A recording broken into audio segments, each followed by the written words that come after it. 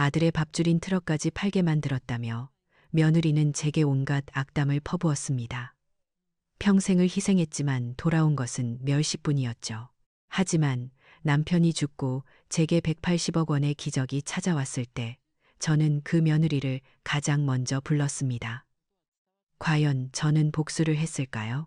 제 마지막 선택을 끝까지 지켜봐 주세요. 안녕하세요, 여러분. 제 이름은 박하선, 올해 70입니다. 경기도 이천의 작은 시골 마을에 살고 있어요. 제가 오늘 여러분께 제 이야기를 들려드리려고 해요. 어쩌면 제 인생에서 가장 길고 어두웠던 터널의 마지막 날들에 대한 이야기일 수도 있겠네요. 부디 제 이야기에 귀 기울여 주시고 괜찮으시다면 구독과 좋아요도 눌러주세요. 그래야 제가 앞으로 더 힘을 내서 이 기막힌 사연들을 끝까지 다 풀어놓을 수 있을 것 같거든요. 제 나이 70. 사람들은 이 나이가 되면 인생을 정리하고 편안한 노후를 보낸다고들 하죠. 하지만 저에게 지난 55년의 결혼 생활은 글쎄요. 그건 삶이 아니었어요. 창살 없는 감옥이었고 살아있는 사람을 가둬놓은 무덤이었어요. 모든 것이 시작된 그날도 여느 때와 똑같은 새벽에 눈을 떴습니다. 시계는 정확히 새벽 4시 반을 가리키고 있었어요. 11월의 새벽 공기는 칼날 같아서 숨을 쉴 때마다 폐부 깊숙이 시린 감각이 파고들었죠. 창문 밖은 아직 한밤중처럼 캄캄했고 세상 모든 것이 깊은 잠에 빠져 있는 것 같았어요. 하지만 제 몸은 55년간 그랬던 것처럼 알람 소리 하나 없이도 기계처럼 일어났어요. 이불 속의 온기가 발목을 잡았지만 그걸 누릴 여유 같은 건 제 인생에 없었거든요. 두꺼운 손바지를 껴입고 낡아서 색이 바랜 스웨터 위에 또 조끼를 겹쳐 입었어요. 밖으로 나가자마자 하얀 입김이 훅 하고 퍼졌어요. 마당 구석의 작은 텃밭으로 향하는 발걸음 아래로 서리가 하얗게 내려앉아 바삭거리는 소리를 냈죠. 흙마저 꽁꽁 얼어붙은 것 같은 추위였어요. 제 손가락 마디마디도 뻣뻣하게 굳어만 갔죠. 그래도 어쩌겠어요. 오늘 시장에 내다 팔 것을 준비하려면 서둘러야 했어요. 쪼그려 앉아 언 땅에서 배추 몇 포기를 뽑아냈어요. 흙이 얼어붙어 배추 뿌리가 잘 뽑히지 않았죠. 온몸에 힘을 주어 당길 때마다 욱신거리는 허리를 애써 무시했어요. 옆에 있는 깨씹들도 마찬가지였어요. 찬서리를 맞아 축 처진 깨씹들을 한 입 한 입 따는데 굳어버린 손가락이 제멋대로 움직여 자꾸만 잎이 찢어졌어요. 그 거칠고 못생긴 손을 내려다보는데 문득 이게 지난 55년간의 제 삶을 그대로 보여주는 것 같다는 생각이 들었어요. 예뻤던 시절이 있었는지 기억도 나지 않을 만큼 그저 억척스럽게 버티고 살아내느라 이렇게 변해버린 거죠. 그렇게 1시간 넘게 텃밭과 씨름하고 나니 손수레에 겨우 팔만한 채소가 쌓였어요. 이걸 끌고 이천 재래시장까지 가는 길은 또 얼마나 고된지. 하지만 전 가야만 했어요. 그게 제 삶이니까요. 이천 재래시장의 아침은 언제나 활기차면서도 치열해요. 좋은 자리를 차지하려는 상인들의 보이지 않는 경쟁 속에서 저는 늘 가장 구석진 곳, 사람들 발길이 잘 닿지 않는 곳에 좌판을 펼쳤어요. 제가 직접 키운 채소들은 모양은 예쁘지 않아도 신선하기는 으뜸이었죠. 하지만 사람들은 번듯한 가게에 보기 좋은 채소들을 더 선호했어요. 할머니, 이거 한 무더기에 얼마예요? 1,000원만 줘요, 아가씨. 그렇게 한 푼 두 푼, 동전과 구겨진 1,000원짜리 몇 장이 제 작은 양철통에 쌓여갔어요. 점심은 집에서 싸온 찬밥 한 덩이로 대충 때웠죠. 추운 날씨 탓인지 그날따라 손님은 더 없었어요. 해가 뉘엿뉘엿 저물어갈 때쯤 양철통에 든 돈을 전부 꺼내 세어보았어요. 10,000원짜리 3장, 1,000원짜리 7장, 500원짜리 2개, 100원짜리들 전부 합쳐서 38,000원. 이게 제가 칼바람 속에서 하루 종일 언손을 호호 불어가며 번 돈의 전부였어요. 이렇게 하루하루 벌어봤자 한 달에 손에 쥐는 돈은 80만 원 남짓이에요. 이걸로 식비도 내고 달아빠진 내 약값도 내야 하죠. 하지만 그 돈마저 온전히 제 것이었던 적은 없었어요. 집에 돌아오자마자 그 인간이 현관문 앞에서부터 술 냄새를 풀풀 풍기며 기다리고 있었거든요. 제 손에 들린 작은 돈주머니를 낚아채듯 가져가더니 그 안에 돈을 거칠게 세더군요. 그리고는 당연하다는 듯 절반을 뚝 떼어 자기 주머니에 쑤셔 넣었어요. 오늘 술값은 이걸로 되겠군. 그 한마디를 툭 던지고는 방으로 들어가 버렸죠. 저는 아무 말도 할 수 없었어요. 그게 지난 수십 년간 반복된 우리 집의 규칙이었으니까요. 제가 피땀 흘려번 돈의 절반은 언제나 그 인간의 술값으로 사라졌어요. 문득 20년간 꼼짝없이 누워 똥오줌을 받아내야 했던 시어머니가 생각났어요. 치매까지 오셔서 저를 알아보지도 못하고 온갖 욕설을 퍼붓던 분이었죠. 남편이라는 사람은 자기 어머니인데도 손 하나 까딱하지 않았어요. 모든 건 제 몫이었죠. 밥을 떠먹이고 기저귀를 갈고 욕창이 생길까봐 밤새 몸을 뒤척여드리는 고된 시간들. 그때도 제 곁에는 아무도 없었어요. 그저 꾸역꾸역 그 세월을 혼자 감당해냈죠. 시어머니가 돌아가셨을 때 슬픔보다는 이제 끝났다는 안도감이 먼저 들었던 걸 보면 저도 참 못된 며느리였나 봐요. 하지만 그만큼 제 삶이 고단했어요. 저녁을 준비하려고 부엌으로 들어서는데 무심코 걷어올린 소매 아래로 시퍼런 멍 자국이 드러났어요. 어젯밤 그 인간이 술에 취해 집어던진 밥상에 부딪혀 생긴 상처였죠. 저도 모르게 얼른 소매를 다시 끌어내렸어요. 누구에게 보여주기 부끄러운 제 삶의 훈장 같은 거였죠. 이런 멍들은 제 몸에 마를 날이 없었어요. 어깨, 등, 팔다리, 옷을 벗으면 온몸이 성한 곳 하나 없었죠. 가끔 거울 앞에 설 때면 이런 생각이 들었어요. 박하선, 너는 왜 아직도 살아있니? 이렇게 맞고 멸시당하면서까지 살아있는 게 부끄럽지도 않니? 이른이라는 나이가 살아온 세월이 너무나 수치스러웠어요. 그런데 참 아이러니하게도 오늘이 바로 그 인간과 제가 결혼한 지 55년째 되는 날이었어요. 결혼 기념일, 젊은 사람들은 파티도 하고 선물도 주고받는다죠. 저에게는 그저 1년 365일 중 똑같이 고통스러운 하루일 뿐이었어요. 아무것도 기대하지 않았죠. 기대는 사치라는 걸 너무 일찍 깨달았으니까요. 아침에 시장에서 돌아왔을 때부터 그 인간은 이미 술에 취해 있었어요. 제가 번 돈으로 사온 술이었겠죠. 방에서 비틀거리며 나온 그는 다짜고짜 소리를 질렀어요. 이년아, 이제 기어들어와. 밥 안 차리고 어디서 어떤 놈이랑 붙어 먹다 온 거야. 그 말을 듣는 순간 온몸의 피가 차갑게 식는 것 같았어요.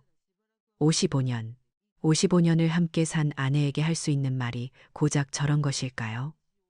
저는 억지로 치미는 화를 누르며 말했어요. 영감, 오늘이 무슨 날인지는 알아요? 우리 결혼한 지 55년 되는 날이에요. 그 인간은 제 말을 듣더니 코웃음을 쳤어요. 기념일, 지랄하고 있네. 기념일은 밥상에 고기 반찬이라도 올릴 형편이 될 때나 챙기는 거야. 쥐뿔도 없는 주제에. 그러더니 냉장고로 다가가 문을 활짝 열었어요. 제가 아끼고 아껴서 조금씩 먹으려고 만들어둔 밑반찬 통들을 하나씩 꺼내기 시작했죠. 그리고는 그걸 그대로 시멘트 바닥에 내동댕이 쳤어요. 쨍그랑, 쨍그랑. 유리 깨지는 소리와 함께 제가 정성껏 만든 멸치볶음, 콩자반, 무말랭이들이 바닥에 나뒹굴었어요. 저는 아무런 저항도 하지 못했어요. 그저 무릎을 꿇고 묵묵히 유리 조각과 음식물 쓰레기가 뒤섞인 것들을 손으로 쓸어 담았어요. 눈물이 핑 돌았지만 울지 않았어요. 여기서 울면 더 비참해질 뿐이라는 걸 제 몸이 기억하고 있었으니까요. 제 등 뒤로 그 인간의 목소리가 비수처럼 날아와 꽂혔어요. 돈도 못 버는 주제에 밥은 꼬박꼬박 처먹지. 나가서 돈을 벌어올 생각을 해야지. 집구석에 틀어박혀서 반찬 쪼가리나 만들고 있으니 집안이 이 모양 이 꼴이야. 그 순간 정말 모든 걸 내려놓고 싶었어요. 이 지긋지긋한 삶을, 이 인간을, 그리고 이런 취급을 받으면서도 죽지 못해 살아가는 제 자신을 전부 다 끝내고 싶었어요. 돈도 못 버는 주제라니요. 새벽부터 밤까지 제 몸이 부서져라 일해서 번 돈을 빼앗아 가는 게 누군데, 그 돈으로 매일 술을 처먹는 게 누군데. 하지만 저는 그 말을 입 밖으로 낼 수 없었어요. 지난 55년 동안 저는 그렇게 말하는 법을 잊어버렸거든요. 그저 모든 것을 제 탓으로 돌리며 숨막히는 절망 속에서 하루하루를 버텨낼 뿐이었죠. 이것이 바로 저 박하선의 55년짜리 결혼 생활이었어요. 그렇게 아침의 폭풍이 휩쓸고 간 자리는 끔찍했어요. 깨진 유리 조각과 지시겨진 반찬들 속에서 제 마음도 산산조각이 났죠. 온몸의 기운이 다 빠져나가서 그저 마루 한 구석에 멍하니 앉아만 있었어요. 시간은 더디게 흘렀고 해가 중천에 떴다가 기울어가는 것도 창문 그림자가 길어지는 걸 보고서야 알았죠. 그 인간은 아침에 난리를 치고는 코를 골며 잠들어 있었고 집안은 죽은 듯이 고요했어요. 이 고요함이 어쩌면 제 55년 결혼 생활을 닮았다는 생각이 들었어요. 폭력적인 소란이 지나가고 나면 언제나 이런 숨막히는 침묵만이 남았으니까요. 저녁 7시쯤이었을까요? 대문이 쾅 하고 열리는 소리에 심장이 덜컥 내려앉았어요. 그 인간이 또 술에 취해 들어오는 소리였죠. 그런데 이번에는 혼자가 아니었어요. 옆집 사는 김 영감님을 데리고 왔더라고요. 김 영감님은 가끔 남편과 어울려 술을 마시는 분이었는데 저는 그분을 볼 때마다 쥐구멍에라도 숨고 싶었어요. 남편은 꼭 손님이 있을 때면 저를 더 못살게 굴었거든요. 아니나 다를까 그 인간은 거실에 김 영감님을 앉혀놓고는 저를 향해 고래고래 소리를 질렀어요. 이봐, 귀한 손님이 오셨는데 뭘 꾸물거리고 있어. 어서 술상 좀 푸짐하게 차려와. 그 목소리에는 이 집의 주인은 나라는 과시욕이 가득 담겨 있었죠. 저는 부엌으로 들어가 망연자실한 채 서 있었어요. 아침에 그 난리를 쳐서 냉장고는 텅 비어 있었고 남은 것이라고는 구석에 얼려둔 명태 한 마리가 전부였거든요. 이걸 내놓으면 또 무슨 수모를 당할까 눈앞이 캄캄했지만 다른 방도가 없었어요. 떨리는 손으로 명태를 굽고 얼마 남지 않은 김치라도 한 조각 더 얹어서 상을 차려내갔어요. 그 초라한 술상을 본 남편의 얼굴이 순식간에 일그러졌죠. 그는 김 영감님이 보는 앞인데도 아랑곳하지 않고 제게 삿대질을 했어요. 이년아, 지금 장난해? 귀한 손님 모셔놓고 고작 이따위 상을 차려와? 내가 밖에서 얼마나 고생하는 사람인데 집에서 이렇게 내 체면을 깎아내려. 김 영감님은 멋쩍은 듯 헛기침을 하며 아닐세 이 사람아. 이 정도면 진수성찬이지 하고 말렸지만 남편의 분노는 잦아들지 않았어요. 저는 그저 고개를 푹 숙인 채 발끝만 내려다보고 있었어요. 온몸의 피가 발끝으로 다 쏠리는 것 같은 굴욕감. 차라리 바닥이 꺼져서 제가 그 안으로 사라져 버렸으면 좋겠다고 생각했어요. 그렇게 살얼음판 같은 술자리가 이어졌어요. 남편은 계속해서 저를 타박하고 무시하는 말을 던졌고 저는 꿀먹은 벙어리처럼 앉아만 있었죠. 시간이 흘러 밤 10시가 넘어서야 김 영감님이 눈치를 보며 자리에서 일어났어요. 저는 그분이 대문 밖으로 나가는 순간 오늘 밤도 무사히 넘어가기는 글렀다고 직감했죠. 대문이 닫히자마자 그 인간의 눈빛이 변했어요. 술기운과 분노로 이글거리는 눈으로 저를 노려보더군요. 그는 탁자 위에 남아있던 소주병과 마른 오징어 한 축을 제 발치에 집어 던졌어요. 자, 여기 내 55주년 결혼기념일 선물이다. 이거나 처먹고 떨어져. 바닥에 나뒹구는 오징어와 소주병을 보는데 헛웃음이 나왔어요. 그래, 이게 바로 내 55년 결혼 생활의 결과물이었죠. 그는 거기서 그치지 않았어요. 제게 다가와 머리채라도 잡을 것처럼 위협하며 악랄한 저주를 퍼부었어요. 잘 들어, 이년아.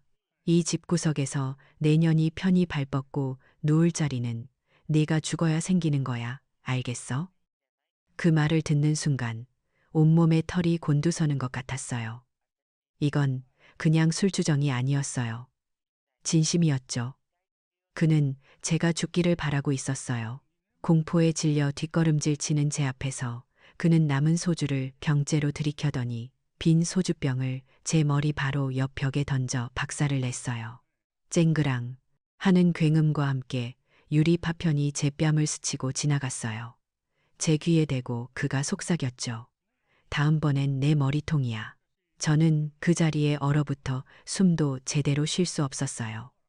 정말 죽을 수도 있겠다는 공포가 온몸을 덮쳤죠. 그날 밤, 저는 뜬 눈으로 밤을 새웠어요. 짐승처럼 코를 골며 자는 그 인간 옆에서 저는 제 삶이 왜 이렇게까지 망가졌을까를 생각하고 또 생각했어요. 날이 밝아오는 것이 두려웠어요. 또다시 반복될 지옥 같은 하루를 감당할 자신이 없었거든요. 다음 날 아침, 그 인간이 아직 잠들어 있는 틈을 타 저는 밤새 엉망이 된 집안을 정리하기 시작했어요. 그때였어요. 우편함에 꽂혀 있던 편지 한 통이 눈에 들어온 건 발신인은 최병모. 처음 들어보는 이름이었죠. 뜯어볼까 망설이다가 왠지 모를 불길한 예감에 봉투를 뜯었어요. 그 안에는 빼곡하게 적힌 글자들이 있었죠. 제 눈에 들어온 건 채무 변제 독촉장이라는 단어와 5억 원이라는 숫자였어요. 순간 세상이 멈추는 것 같았어요. 5억. 제가 평생 만져보지도 못할 돈이었죠. 손이 부들부들 떨렸지만 저는 정신을 차리려고 애썼어요. 이건 뭔가 잘못된 거라고, 동명이인에게 온 편지일 거라고 스스로를 다독였죠. 하지만 수신인 주소와 이름은 분명 우리 집, 그리고 남편의 이름이었어요. 저는 비틀거리며 방으로 들어가 곤히 잠든 남편의 외투를 뒤지기 시작했어요. 주머니 속에서는 구겨진 종이 뭉치들이 쏟아져 나왔죠. 주식 투자 손실 보고서, 가상화폐 거래 내역, 심지어 경마장 막원까지. 날짜를 보니 지난 5년간 그 인간은 제게 생활비를 빼앗아 술만 마시는 게 아니라 온갖 도박에 손을 대고 있었던 거예요. 그 결과가 바로 5억이라는 빚더미였고요. 저는 그 자리에 주저앉아 버렸어요. 절망감이 온몸을 휘감았죠. 가정폭력만으로도 지옥 같았는데 이제는 감당할 수 없는 빚까지 떠안게 된 거예요. 이 집도 제 남은 인생도 전부 끝장이라는 생각밖에 들지 않았어요. 한참을 그렇게 넋을 놓고 앉아 있는데 문득 싱크대 및 선반 구석이 눈에 들어왔어요. 그곳에는 제가 아주 깊숙이 숨겨둔 작은 상자 하나가 있었죠. 몇 달 전 딸 지수가 몰래 제 손에 쥐어주고 간 스마트폰이었어요. 엄마, 힘들 때 이걸로 꼭 연락해야 해. 그리고 무슨 일 있으면 이걸로 다 찍어둬. 알았지? 딸에는 신신당부를 했지만 저는 기계 같은 건 영 다룰 줄도 모르고 혹시나 남편에게 들킬까봐 무서워서 전원 한번 켜보지 않고 넣어두었던 거예요. 지금이야말로 그걸 확인해야 할 때라는 생각이 들었어요. 남편이 깰까봐 살금살금 부엌으로 가서 상자를 꺼냈어요. 차갑고 매끄러운 기계에 감촉이 낯설었어요. 한참을 더듬거린 끝에 겨우 전원을 켰죠. 어두운 화면에 불이 들어오고 지수가 설정해준 제 사진이 배경화면으로 떠올랐어요. 갤러리라는 곳을 눌러보니 그동안 지수가 제 집에 들를 때마다 몰래 찍어두었던 사진들이 있었어요. 시퍼렇게 멍든 제 팔, 부어오른 눈, 터진 입술. 제 몸에 새겨진 고통의 역사들이 그 작은 화면 안에 고스란히 담겨 있었죠. 사진들을 한 장 한 장 넘겨보는데 처음으로 이런 생각이 들었어요. 이 지옥을 정말 끝낼 수도 있지 않을까? 하지만 그 생각과 동시에 두려움이 엄습했어요. 제가 과연 그럴 수 있을까? 55년을 이렇게 살아왔는데 이 비밀을 세상에 꺼내놓는 순간 제 삶은 어떻게 되는 걸까? 저는 누구와도 이 무거운 비밀을 나눌 수 없다는 깊은 고립감에 휩싸인 채 그저 차가운 스마트폰 화면만 하염없이 내려다보고 있었어요. 5억이라는 숫자가 머릿속을 맴돌아 잠 한숨 제대로 잘 수 없었어요. 그 거대한 절망의 무게에 짓눌려 저는 뜬 눈으로 밤을 새우고 멍하니 새벽을 맞았죠.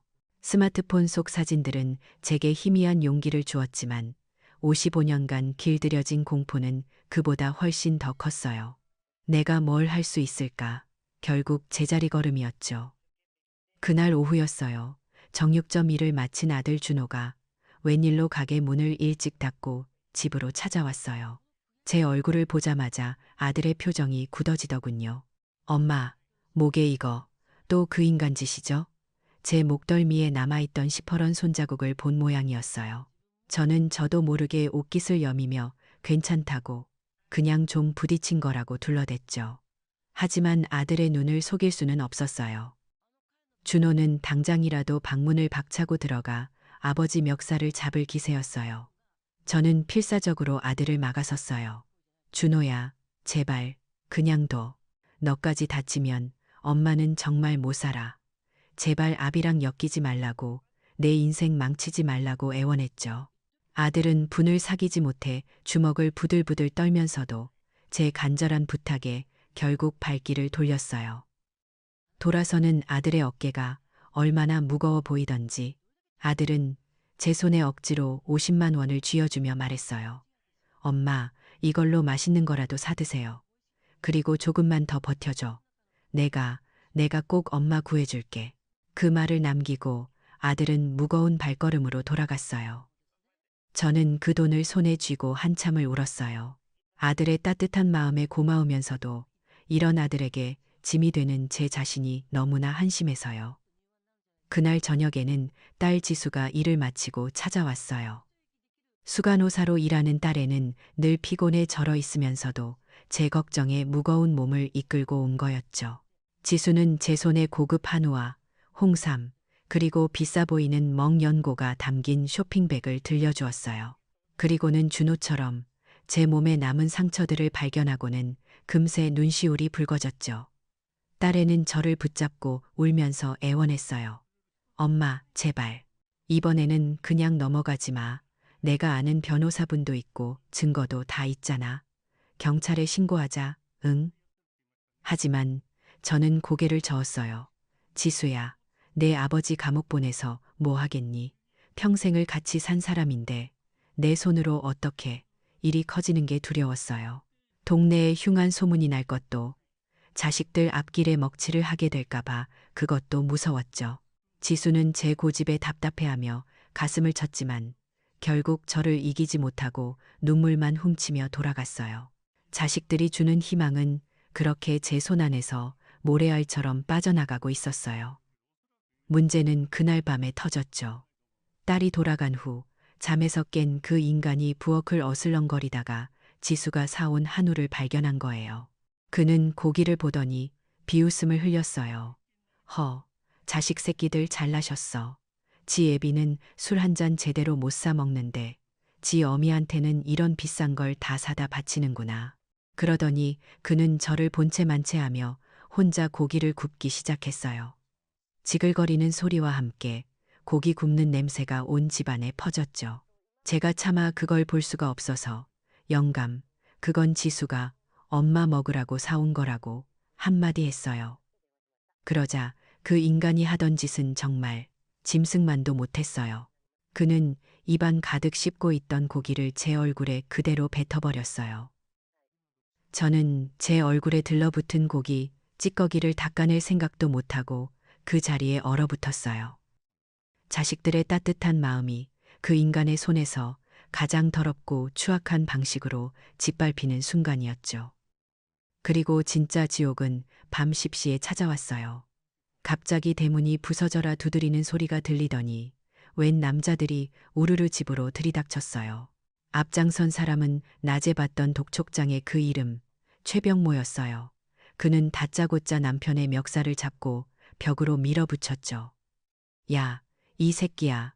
내 돈 갚을 생각은 안 하고 집구석에서 고기 파티를 하고 있어? 집안은 순식간에 아수라장이 되었어요. 최병모는 집안을 둘러보더니 저를 위아래로 훑어보며 비열하게 웃었어요. 이 집 할머니 명의라면서요. 그것만 믿고 배째라는 건가? 그것만 믿고 있으면 안 될 텐데. 아들딸이 연대보증 선 건 알고 계슈? 연대보증. 그 말이 제 귀에 밝히는 순간 세상의 모든 소리가 사라졌어요. 하늘이 무너지고 땅이 꺼지는 기분이었죠. 내 자식들이, 내 아들과 딸이 이 지옥 같은 빚더미에 함께 묶여버렸다는 거예요. 다리가 풀려 그 자리에 주저앉았어요. 희망이라고는 한 톨도 남아있지 않았죠. 다음 날 새벽, 저는 넋이 나간 사람처럼 텃밭으로 향했어요. 자식들을 위해서 뭐라도 해야 한다는 생각뿐이었어요. 쌀쌀 돈이라도 벌어야 했으니까요. 밤새 정성껏 담가두었던 김치 3통과 갓 수확한 채소들을 손수레에 실었어요. 그런데 제가 대문을 나서려는 순간 뒤에서 술에 취한 남편이 나타났어요. 그는 제 손수레를 보더니 이 쓰레기 같은 음식 쪼가리 팔아서 내 빚 갚으시겠다라며 조롱하더니 그대로 손수레를 발로 걷어차 버렸어요. 와르르 무너지는 소리와 함께 김치와 채소들이 흙바닥에 나뒹굴었죠. 김치 국물이 제 신발을 적셨어요. 저는 무릎을 꿇고 흙이 묻은 김치를 절망적으로 주워 담았어요. 제 마지막 생계수단이자 희망이 그렇게 짓밟히는 순간이었죠. 그날 시장에서는 고작 4,000원을 벌었어요. 집에 돌아와 꼼짝없이 누워있는 시어머니의 입에 죽을 떠넣어 드리는데 그 인간이 또 술에 취해 들어왔어요. 그는 제 손에서 숟가락을 빼앗아 던져버리며 소리쳤어요. 망할 놈의 노인네. 당신 때문에 우리 인생이 이 모양 이 꼴이야. 저는 처음으로, 정말 55년 만에 처음으로 그 인간에게 대꾸했어요. 당신 어머니예요. 당신이 그러는 거 아니에요. 그 순간 제 뺨으로 뜨거운 불꽃이 튀었어요. 그는 제 머리채를 잡고 안방에서 거실까지 질질 끌고 나왔고 또다시 소주병이 벽에 부딪혀 깨지는 소리가 들렸죠. 엎친 데 덮친 격으로 아들 준호가 몰래 보낸 한우 속꼬리 팩마저 그 인간에게 들키고 말았어요. 제가 자식들 생각하며 밤새 끓인 뽀얀 곰탕을 그는 욕설과 함께 뜨거운 그대로 싱크대에 쏟아버렸어요. 냄비는 발길질에 찌그러져 볼품없는 깡통이 되어버렸죠. 이웃들은 이 모든 소란을 들었을 테지만 누구 하나 문을 두드리는 사람이 없었어요. 저는 완벽하게 혼자였어요. 그리고 마침내 마지막 결정타가 날아왔죠. 그날 저녁 며느리가 집으로 찾아왔어요. 며느리는 잔뜩 날이 선 얼굴로 제 앞에 서더군요. 어머니, 어떻게 저희한테 이러실 수 있으세요? 들어보니 준호가 가게의 첫 배달 트럭을 팔아 아버지의 도박 빚 5억을 갚았다는 걸 알게 된 모양이었어요. 아마 스마트폰으로 중고차 사이트라도 뒤져본 거겠죠. 며느리는 제게 온갖 악담을 퍼부었어요. 어머니 때문에 우리 다 죽게 생겼어요. 결혼하고 나서 저희한테 단 한 푼 보태준 적도 없으시면서 이제는 아들 앞길까지 막으시는 거예요? 그 트럭이 우리 가족 밥줄인데 이제 우리 애들은 뭘 먹고 살아요? 저는 아무 말도 할 수 없었어요. 며느리의 모든 말이 비수가 되어 제 심장에 밝혔죠. 자식들에게 짐이 된 것도 모자라 이제는 원망까지 듣는 신세가 된 거예요. 며칠 뒤 저는 멀리서 보았어요. 아들 준호가 작은 손수레에 고기를 싣고 낑낑대며 언덕길을 오르는 모습을요. 주변 상인들의 비웃음 섞인 시선 속에서 아들은 묵묵히 손수레를 끌고 있었어요.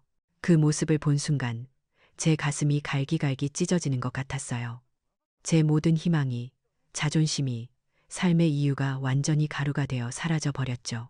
며느리가 폭풍처럼 휘젓고 간 자리에 저는 한참 동안이나 넋을 잃고 서 있었어요. 아들의 텅 빈 트럭 자리와 손수레를 끄는 아들의 뒷모습, 그리고 며느리의 저주 섞인 목소리가 제 머릿속을 떠나지 않았죠. 희망, 미련, 그런 것들은 이미 먼지처럼 사라진 지 오래였어요. 남은 건 오직 지독한 죄책감뿐이었죠. 내가 태어나지 않았더라면, 내가 이 인간과 결혼하지 않았더라면, 내 소중한 자식들이 이런 고통을 겪지는 않았을 텐데, 모든 게 다 내 탓인 것만 같았어요. 그날 밤이었어요. 사채업자 최병모가 이번에는 험상궂은 남자 둘을 더 데리고 집으로 들이닥쳤어요. 그는 제게 최후 통첩을 하더군요. 할머니, 내일 새벽까지 5천만 원. 준비 못하면 이 집이고 뭐고 다 끝장이고 당신 아들 딸 내가 가만 안 둬. 그들의 협박은 더 이상 남편만을 향한 것이 아니었어요. 이제 그 칼날은 제 자식들의 목을 정조준하고 있었죠. 그들이 돌아가고 저는 텅 빈 마당에 나와 차가운 시멘트 바닥에 주저앉았어요. 칠흑 같은 어둠 속에서 문득 이런 생각이 들더군요. 만약 저 인간만 이 세상에서 사라진다면, 그러면 이 모든 지옥이 끝나지 않을까? 제 평생 처음으로 품어본 끔찍한 생각이었어요. 고개를 들자 장독대 옆에 놓인 낡은 신발장이 보였어요. 그 안에는 제가 55년간 한 번도 버리지 못했던 붉은 가죽 구두 한 켤레가 있었죠. 결혼식 날 그 인간이 제 손을 잡고 속삭였던 말이 생각났어요. 하선아, 이 구두 신고 나랑 꽃길만 걷자. 꽃길. 제 인생에 그런 건 없었어요. 가시밭길 뿐이었죠. 헛된 약속의 증거인 그 붉은 구두를 보며 저는 쓴웃음을 지었어요. 주머니 속에서 차가운 스마트폰의 감촉이 느껴졌어요. 화면을 켜서 다시 그 사진들을 봤어요. 멍들고 찢긴 제 몸의 기록들. 이걸 본다고 뭐가 달라질까? 그런데 그때 제 머릿속에 번개처럼 스치는 것이 있었어요. 마지막 희망, 제 비상금 통장이었죠. 지난 20년간 시장에서 채소를 팔아번 돈, 남편 몰래 달아빠진 양말 속에 장판 밑에 숨겨가며 1,000원, 2,000원씩 모았던 돈이었어요. 언젠가 내가 쓰러지면 병원비라도 해야지, 당뇨랑 혈압 약값이라도 내야지 하며 제 생명줄처럼 여겼던 돈이었죠. 목표는 500만 원이었고 거의 다 채웠을 거예요. 저는 떨리는 손으로 장롱 가장 깊숙한 곳, 낡은 옷가지들 밑에 숨겨둔 통장을 꺼냈어요. 그런데 통장을 펼쳐본 순간 저는 제 눈을 의심했어요. 마지막 남은 잔고는 32, 0원. 누군가 돈을 전부 빼가고 없었어요. 제 심장이 바닥으로 곤두박질 치는 것 같았죠. 범인은 누구일지 뻔했어요. 저는 통장을 들고 잠들어 있는 남편을 흔들어 깨웠어요. 영감. 내 통장에 있던 돈 어디 갔어요? 내 약값, 내 마지막 돈. 잠에서 깬 그는 제 손에 들린 통장을 보더니 오히려 적반하장으로 나왔어요. 시끄러운 년, 그깟 돈 몇 푼 가지고 뭘 그리 난리야. 이 집의 가장인 내가 좀 썼다. 왜? 그는 제게 빈 소주병을 집어 던졌고 제가 그걸 피하자 달려들어 제 팔을 거칠게 꺾어버렸어요. 우두둑하는 끔찍한 소리와 함께 팔에 극심한 통증이 몰려왔죠. 비명을 지르는 제 앞에서 그는 완전히 이성을 잃었어요. 벽에 걸려있던 제 돌아가신 아버지의 영정을 떼어내더니 화장실에 던져버리겠다고 위협했고 급기야 부엌에서 식칼까지 들고 나왔어요. 내년이랑 내 애비랑 오늘 같이 저승 구경시켜줄까? 저는 정말 죽는 줄 알았어요. 그런데 그의 잔혹함은 거기서 그치지 않았어요. 그는 칼을 든 채로 저를 마당으로 끌고 나갔어요. 그리고는 텃밭 옆에 있는 작은 채소, 창고 안으로 저를 밀어 넣었죠. 11월의 밤 공기는 살을 애는 듯이 차가웠어요. 이 안에서 밤새 반성 좀 해봐.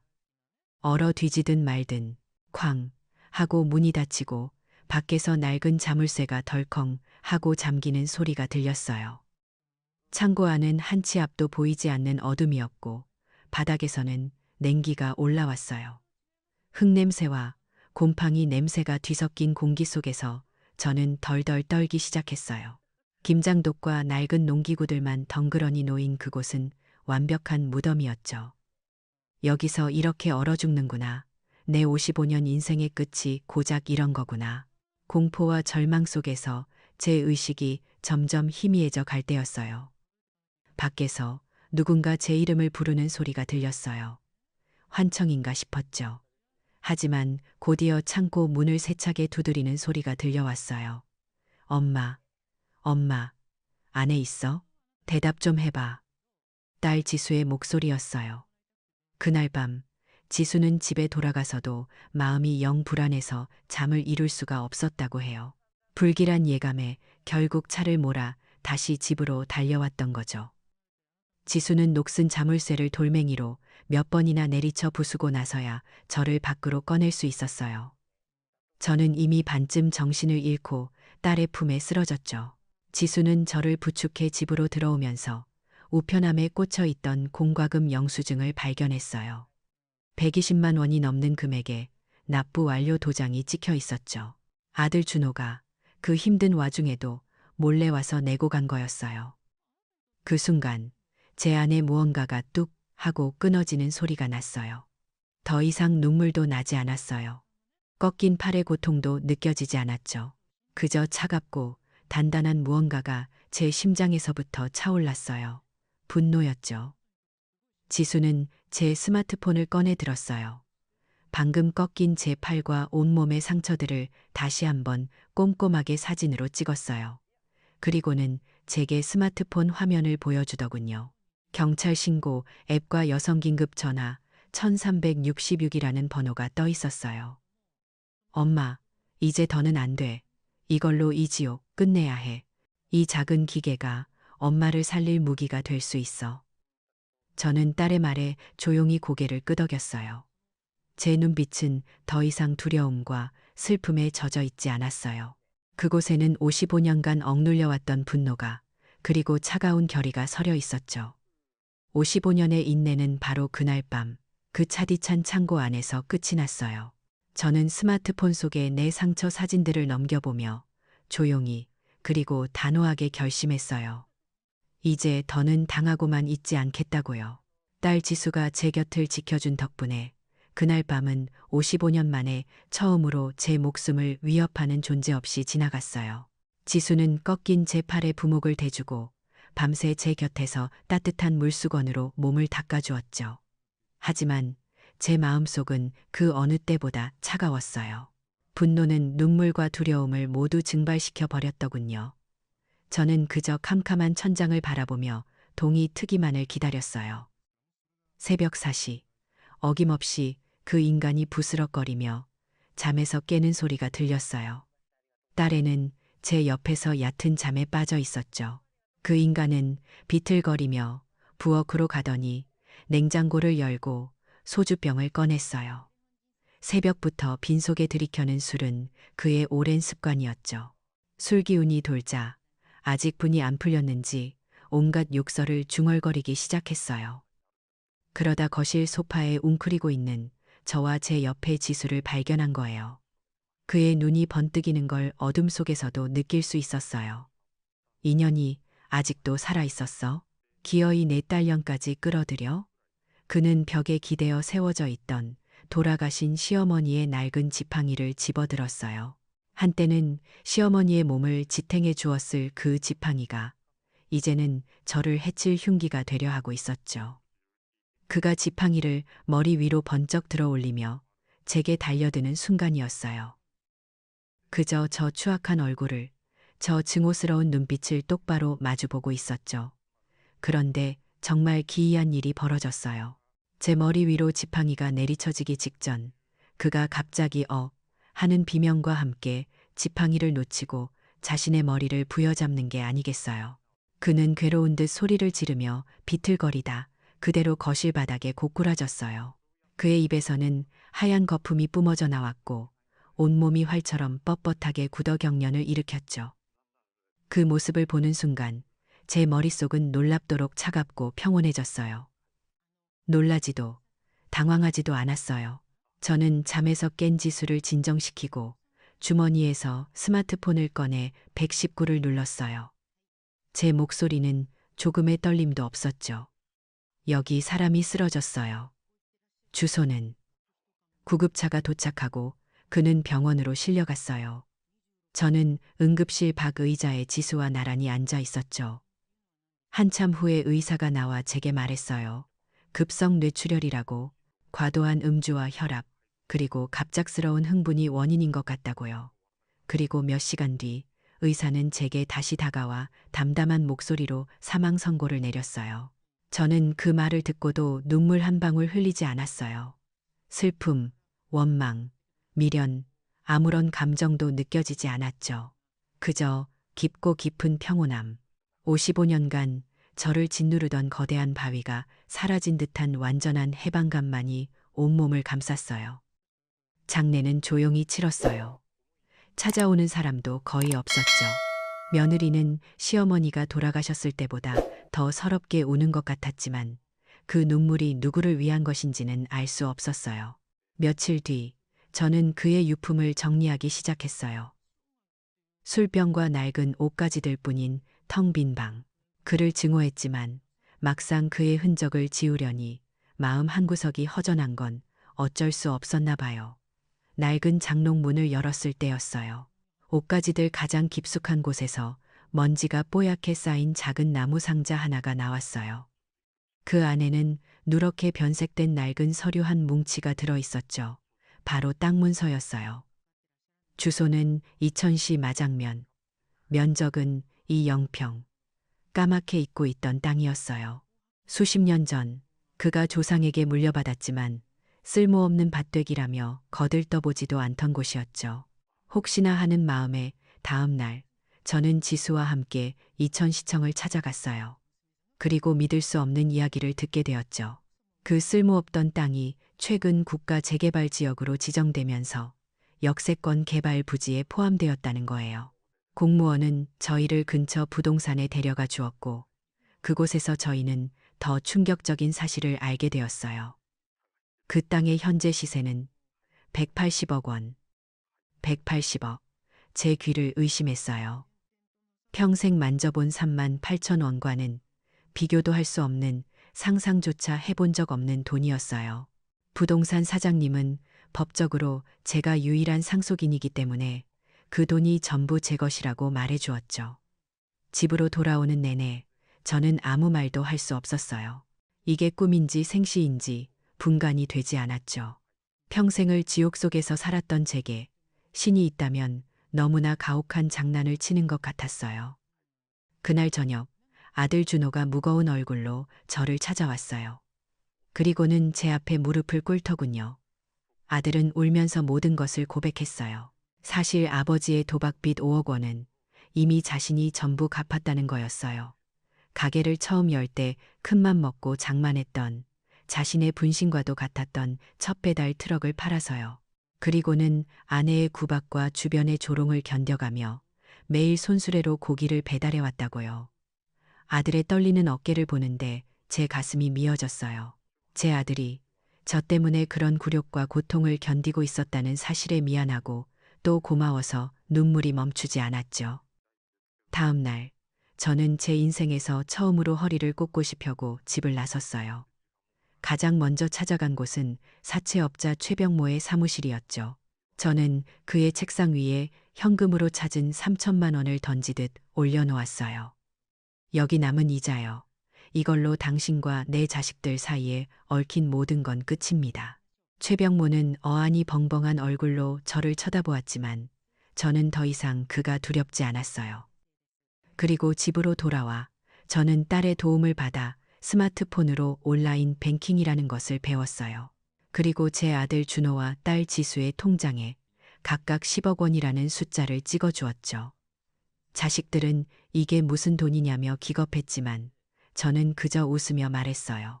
엄마가 주는 선물이다. 이제 더는 돈 때문에 아파하지 말고 너희들 하고 싶은 거 마음껏 하며 살아.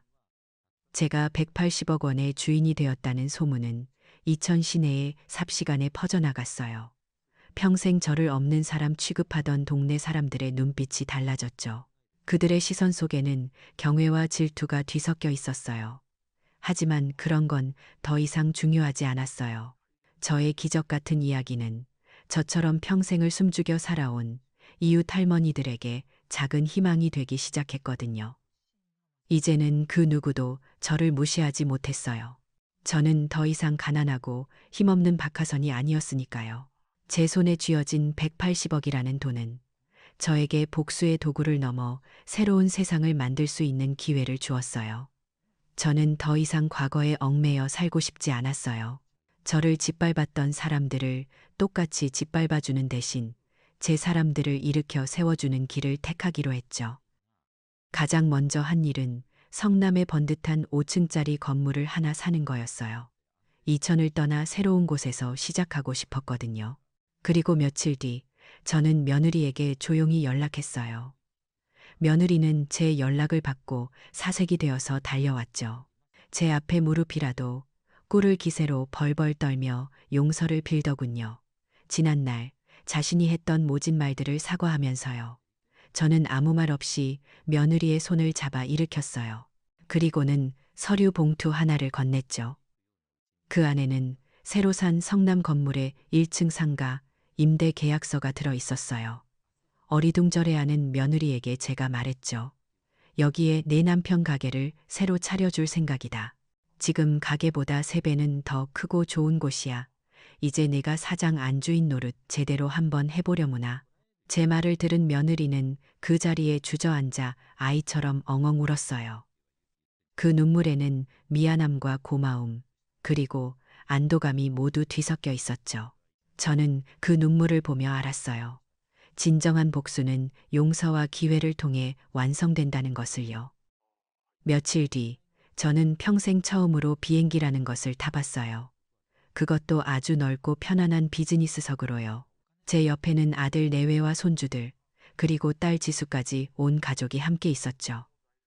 우리의 목적지는 따뜻한 남쪽 나라, 태국의 푸켓이었어요. 비행기 안에서 제 옆자리에 앉은 며느리는 내내 어색해하며 저를 어려워했어요. 저는 그런 며느리에게 아무 말 없이 손을 내밀었어요. 며느리는 잠시 망설이더니 이내 제 손을 꼭 잡고 창밖으로 고개를 돌려 조용히 눈물을 훔쳤죠. 우리는 그 침묵 속에서 비로소 진짜 가족이 되어가고 있었어요. 푸켓의 에메랄드빛 바다와 하얀 모래사장에서 우리 가족은 55년 만에 처음으로 진짜 웃음소리를 냈어요. 손주들의 재롱을 보며 환하게 웃는 아들과 딸의 얼굴을 보며 저는 제가 받은 180억이 그 어떤 보석보다 값지다는 것을 깨달았죠. 한국으로 돌아온 후 우리의 새로운 삶은 본격적으로 시작되었어요. 성남 건물의 1층에는 정말로 근사한 정육점이 들어섰죠. 반짝이는 쇼케이스와 최신식 설비를 갖춘 직원만 7명이나 되는 큰 가게였어요. 제 아들 준호는 더 이상 무거운 손수레를 끌지 않았어요. 깔끔한 유니폼을 입고 직원들을 지휘하는 당당한 사장님이 되어 있었죠. 건물의 2층부터 4층까지는 좋은 가게들이 입점해서 매달 꼬박꼬박 월세가 들어왔어요. 저는 그 월세 수입의 일부를 떼어 이천시에 있는 가정폭력 피해 노인들을 위한 쉼터에 남몰래 기부하기 시작했어요. 저처럼 고통받는 사람이 더는 없기를 바라는 마음에서요. 딸 지수는 그토록 바라던 꿈을 이루게 되었어요. 스트레스가 심했던 수간호사 일을 정리하고 어머니의 지원으로 작고 예쁜 카페를 열 준비를 시작했죠. 향긋한 커피와 맛있는 빵 냄새가 가득한 공간을 꾸미는 딸의 얼굴에는 행복한 미소가 떠나지 않았어요. 그리고 건물의 맨 꼭대기층, 옥상에는 저만을 위한 공간이 만들어졌어요. 햇살이 잘 드는 펜트하우스였죠. 하지만 제가 가장 공들여 만든 공간은 따로 있었어요. 바로 펜트하우스 옆에 딸린 작은 옥상 정원이었죠. 저는 그곳에 작은 텃밭을 만들고 상추와 깻잎, 고추 같은 채소들을 심었어요. 예전처럼 생계를 위해 악착같이 매달리는 노동이 아니었어요. 새벽에 일어나 흙을 만지고 작은 싹이 돋아나는 것을 보는 일은 제게 과거의 고통을 치유하는 평화로운 시간이 되었죠. 어느 날 옥상 정원에서 채소를 돌보고 있는 제게 아이들이 찾아왔어요. 훌쩍 자란 제 모습을 보며 돈이 사람을 이렇게 바꿔놓을 수도 있구나 하고 신기해하더군요. 저는 웃으며 아이들에게 말해줬어요. 얘들아, 돈이 나를 구해준 게 아니란다. 매일 새벽 그 차가운 흙을 만지면서도 죽지 않고 버텨왔던 내 자신이 나를 구한 거지. 이 흙 냄새가, 이 작은 생명들이 나를 살린 거야. 이제 저는 스마트폰으로 아이들과 매일 이야기를 나눠요. 옥상 정원에서 방금 딴 상추 사진을 찍어 가족 단톡방에 보내면 다들 맛있겠다며 즐거워하죠. 한때는 두려움의 증거였던 그 작은 기계가 이제는 제 행복을 나누는 도구가 되었어요. 이야기의 마지막 날, 저는 옥상 정원에 홀로 앉아 있었어요. 그리고 아주 오랫동안 잊고 있던 상자 하나를 열었죠. 그 안에는 55년 전 그 인간이 제게 선물했던 낡은 붉은 가죽 구두가 들어 있었어요. 세월의 흔적으로 달코해졌지만 여전히 붉은 빛을 잃지 않고 있었죠. 저는 조심스럽게 그 구두를 신어보았어요. 55년의 세월 동안 제 발은 노동으로 거칠어지고 모양도 변해서 이제 구두는 발에 꼭 맞지 않았어요. 하지만 저는 그 불편한 구두를 신고 제가 직접 가꾼 꽃들이 활짝 핀 정원길을 천천히 걸었어요. 55년이나 걸렸구나. 내가 내 힘으로 만든 진짜 꽃길을 찾는데. 제 얼굴에 이른 평생 처음으로 진심에서 우러나오는 평화롭고 행복한 미소가 번졌어요. 저 박하선의 가장 찬란한 봄은 바로 지금부터 시작이었으니까요. 박하선 할머니의 이야기는 우리에게 진정한 꽃길은 누가 만들어주는 것이 아님을 보여줘요. 180억이라는 기적은 기회였을 뿐 55년의 지옥을 버텨낸 할머니 자신의 강인함이 없었다면 아무 의미가 없었을 거예요. 결국 가장 찬란한 봄은 어떤 절망 속에서도 스스로를 포기하지 않을 때 비로소 찾아오는 법이죠. 내 집 안방을 차지하고 내가 새벽부터 차린 밥상을 촌스럽다며 싱크대에 쏟아버린 며느리. 심지어 저만 쏙 빼놓고 사돈 식구들이랑 진짜 가족 여행을 떠나버리더군요. 남겨진 제가 울고만 있었을까요? 천만에요. 그들이 여행에서 돌아와 도어락을 눌렀을 때 그 집은 이미 남의 집이었습니다. 제가 금매로 싹 다 팔아버렸거든요. 짐은 컨테이너로, 아들 내외는 곰팡이 핀 반지하로, 그리고 저는 한강이 보이는 오피스텔로 자식이라는 이름의 썩은 가지를 잘라내고서야 비로소 제 인생이 숨을 쉽니다. 과연 그들의 최후는 어땠을까요? 이 통쾌한 참교육의 결말이 궁금하다면 지금 바로 구독하고 제 이야기를 들어보세요. 서울 마포구의 한강 바람이 베란다 창문을 타고 넘어와 거실 마루를 쓸고 지나가는 오후. 저는 습관처럼 마른 걸레를 들고 거실 바닥을 닦고 있었어요. 지은 지 30년이 다 되어가는 낡은 구축 아파트지만 이 집은 제게 있어 단순한 거주 공간 그 이상의 의미를 가진 곳이거든요. 광장시장 구석진 자리에서 젓갈 냄새와 참기름 냄새에 절어가며 수십 년을 버텨온 제 인생의 훈장이자 남편을 먼저 떠나보내고 홀로 남은 제 노후를 지켜주는 단단한 성캐슬이니까요. 손가락 마디마디가 굵어지고 지문이 닳아 없어질 정도로 반찬을 버무려 팔아 마련한 이 30평 남짓한 공간은 세상 그 어떤 화려한 저택보다도 제게는 자랑스럽고 안락한 보금자리였죠. 윤이 반질반질하게 나는 마루를 볼 때마다 고단했던 지난 세월을 보상받는 기분이 들어 가슴 한구석이 뻐근하게 차오르곤 했답니다.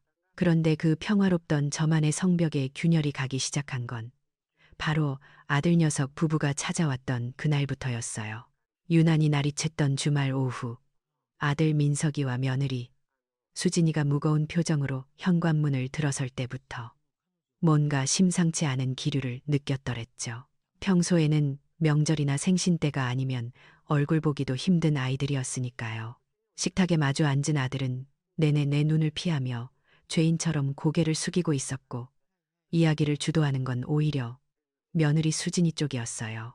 요즘 뉴스에서 연일 떠들어대는 그놈의 전세 대란이 기어코 내 자식들의 목을 조르고 있었던 겁니다. 전세 보증금은 천정부지로 치솟고 대출 금리마저 감당하기 힘들 만큼 올라버려서 지금 살고 있는 집을 비워줘야 할 처지라고 하더군요. 수진이는 또렷하고 계산적인 눈빛으로 제게 읍소했어요. 어머니, 딱 1년만 신세 좀 질게요. 저희가 지금 당장 갈 곳도 없고 대출 이자 내면서 월세 살다가는 평생 집 못 사요. 들어와서 바짝 돈 모아서 1년 뒤에는 꼭 분가할게요. 라면서 말이죠. 사실 혼자 사는 넓은 집에 적적함이 없었다면 거짓말이겠지만 그렇다고 다 큰 아들 부부와 다시 살림을 합친다는 건 상상만 해도 숨이 막히는 일이었어요. 하지만 어깨가 축 늘어진 아들 녀석의 정수리를 보고 있자니 애미 된 도리로 차마 매몰차게 거절할 수가 없더군요. 죽은 남편이 봤다면 당장 쫓아내라고 호통을 쳤을지 모르겠지만 결국 저는 그 아이들의 짐 보따리를 제 성 안으로 들이는 것을 허락하고 말았답니다. 그 결정이 제 평화로운 노후를 송두리째 뒤흔들 폭풍의 서막인 줄은 꿈에도 모른 채 말이에요. 합가를 결정하자마자 며느리는 기다렸다는 듯 본색을 드러내기 시작했는데 그 첫 번째 요구가 바로 안방을 내달라는 것이었어요. 저희 짐이 워낙 많아서 작은 방에는 다 안 들어가요. 침대도 킹사이즈라 안방 아니면 놓을 자리가 없네요. 라며 은근하면서도 단호하게 요구해 오는데 말문이 막히더군요. 이 집의 가장 상석인 안방은 저와 남편의 추억이 고스란히 배어 있는 곳이자 집주인인 제가 누려야 할 마땅한 권리라고 생각했거든요.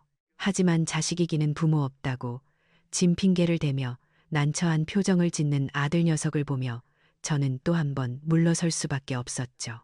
그래, 너희가 젊은 부부인데 넓은 방 써야지. 나는 늙어서 짐도 별로 없으니 건넌방 쓰면 된다. 라며 짐짓 쿨한 척 안방을 내어주겠노라 말했습니다. 그날부터 저는 분주하게 움직였어요.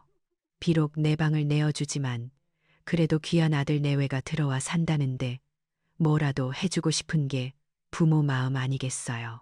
백화점에 가서 큰맘 먹고 최고급 이불 세트를 샀죠. 신혼 기분 내라고 화사한 꽃무늬 자수가 놓인 비싼 브랜드 제품으로 골라 결제하면서 이 이불을 덮고 좋아할 며느리 얼굴을 상상하며 혼자 설레기도 했답니다. 며느리가 좋아할 만한 밥그릇이며 수저 세트도 새로 장만하고 묵은 먼지를 털어내느라 며칠을 몸살이 날 정도로 쓸고 닦으며 집 단장을 마쳤어요. 내 공간이 좁아지는 아쉬움보다는 북적거리는 사람 온기가 채워질 기대감으로 스스로를 위로하며 그 시간을 견뎠던 것 같아요. 하지만 이사 당일 제 기대는 보기 좋게 빗나가고 말았어요. 포장이사 트럭에서 짐이 끝도 없이 밀려 들어오는데 수진이는 현관에 들어서자마자 미간을 찌푸리며 집안을 훑어보더군요. 어머니, 이 체리색 몰딩은 정말 적응이 안 되네요. 요즘 누가 이런 인테리어로 살아요. 하면서 한숨을 푹 쉬는데 제 얼굴이 다 화끈거렸습니다. 게다가 제가 야심차게 준비한 꽃무늬 이불을 보고는 어머니 취향이 참 레트로하시네요. 저희는 호텔식 화이트 침구 아니면 잠이 잘 안 와서요. 라며 거들떠보지도 않고 구석으로 치워버리는 게 아니겠어요. 그 순간 가슴 한구석에서 싸한 바람이 부는 것 같았지만 이사하느라 예민해서 그러려니 하고 꾹 눌러 참았습니다. 내 집인데도 마치 내가 얹혀 사는 객식구가 된 것 같은 묘한 기분 나쁨이 스멀스멀 피어올랐지만 애써 무시했죠. 그렇게 우여곡절 끝에 이사가 끝나고 폭풍 같은 첫날 밤이 찾아왔습니다. 짐으로 가득 찬 거실은 발 디딜 틈이 없었고 저는 쫓겨나듯 북향의 작은 방에 이부자리를 폈어요. 평생을 남양 안방의 따스한 햇살을 받으며 눈을 떴는데 창문 너머로 찬 기운이 스며드는 이 좁은 방은 아무리 제 집이라 해도 낯설기만 하더군요. 벽지 색깔도 창문의 위치도 밖에서 들려오는 소음의 크기까지도 모든 게 어색해서 쉽사리 잠을 청할 수가 없었어요. 남편과 함께 쓰던 자개장롱도 좁은 방에 억지로 구겨 넣느라 문이 다 열리지도 않는 걸 보며 내 인생이 갑자기 쪼그라든 것만 같아 서글픈 마음이 들기도 했답니다. 그런데 벽 하나를 사이에 둔 안방 쪽에서는 늦은 시간까지 두런거리는 말소리와 간간이 터져나오는 며느리의 웃음소리가 들려왔어요. 깔깔거리는 그 하이톤의 웃음소리가 어찌나 선명하게 귀에 꽂히던지 마치 제 처지를 비웃는 것 같아 자꾸만 몸을 뒤척이게 되더라고요. 아들은 내 집에서 저렇게 편안해 하는데 정작 집주인인 나는 왜 이 좁은 방구석에서 숨을 죽이고 있어야 하는 건지 알다가도 모를 일이었죠. 그래도 가족이 함께 사니 사람 사는 집 같고 좋지 않으냐며 내일 아침에는 따뜻한 밥을 지어 먹여 출근시켜야지 다짐하며 억지로 눈을 감았어요. 그것이 제 인생에서 가장 길고도 고통스러운 동거의 시작이자 착각 속에 빠져 있던 제 평화가 깨지는 첫 번째 밤이었다는 것을 그때는 미처 알지 못했답니다. 그저 창밖에서 들려오는 바람 소리가 유난히 서늘하게 느껴져 이불을 머리끝까지 끌어당길 뿐이었죠. 쪽방이나 다름없는 북향방에서 뜬 눈으로 밤을 지새우고 나니 알람이 울리기도 전에 몸이 먼저 반응하더군요. 평생을 새벽 시장통에서 장사하며 살아온 제 몸뚱이는 야속하게도 이 낯선 방구석에서도 새벽 5시만 되면 어김없이 눈을 뜨게 만드니까요. 뻐근한 허리를 두드리며 주방으로 나왔을 때 거실에는 아직 어스름한 새벽빛이 감돌고 있었지만 제 마음만은 모처럼 분주하고 설레기 시작했어요. 비록 내 집 안방은 내어주었을지언정 내 자식들 입에 따뜻한 밥 한 끼 제대로 먹여 출근시키고 싶은 게 부모 마음 아니겠어요. 광장시장에서 김여산의 반찬이라고 하면 줄을 서서 사갈 정도로 손맛 하나는 자부심이 있었던 저였기에 며느리에게 시어머니의 정성이 뭔지 진짜 집밥이 뭔지 제대로 보여주고 싶은 욕심도 있었답니다.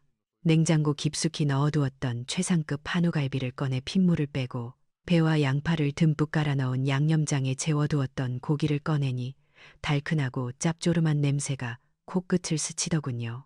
아들 녀석이 어릴 때부터 제 갈비찜이라면 자다가도 벌떡 일어날 만큼 좋아했거든요. 압력밥솥이 칙칙폭폭 소리를 내며 돌아가는 동안 저는 가스레인지 불을 켜고 굴비를 굽기 시작했어요. 지글지글 기름 튀는 소리와 고소한 생선 굽는 냄새가 적막했던 집안을 가득 채우기 시작하자 그제야 이 집이 사람 사는 곳 같다는 생각이 들어 저도 모르게 콧노래가 흥얼거려지더라고요. 갓 지은 하얀 쌀밥 위에 윤기가 자르르 흐르는 갈비찜을 올리고 노릇노릇하게 구워진 굴비살을 발라 며느리 밥숟가락 위에 얹어주는 상상을 하니 지난밤의 서러움이 눈 녹듯 사라지는 것만 같았죠.